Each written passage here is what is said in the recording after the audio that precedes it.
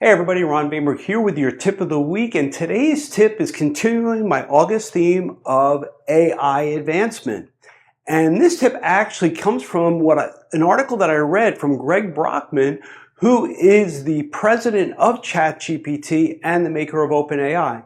He works with Sam Altman, who is the face of ChatGPT or OpenAI, and he's behind the scenes and obviously a brilliant guy.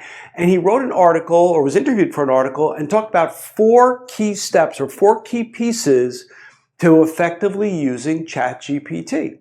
So I thought I'd bring those to you from Greg. So the first one is state your goal. So many times, and I'm working with people every single day on this, and so many times people will make prompts that are just so generic. So what you want to do is you want to state exactly what your goal is. Don't be afraid to be specific. The more specific you are, the better AI is going to perform.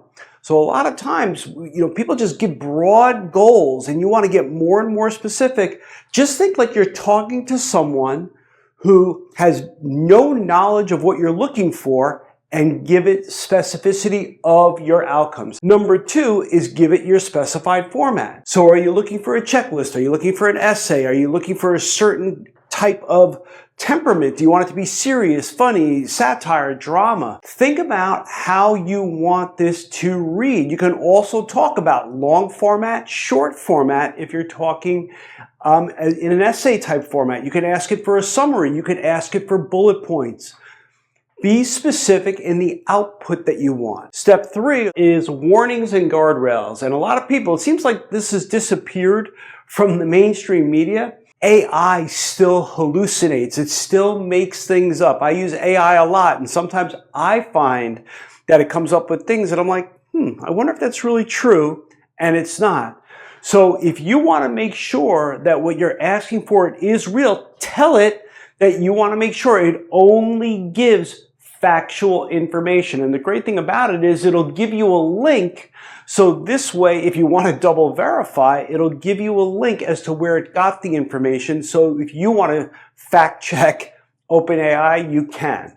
So very important. Now, most of us are not dealing where we're going to be worried too much about hallucinations, but you should still just be aware that OpenAI or chat or AI in general still has the ability to make things up. And then finally, context dump. Context dump is simply anything you can come up with.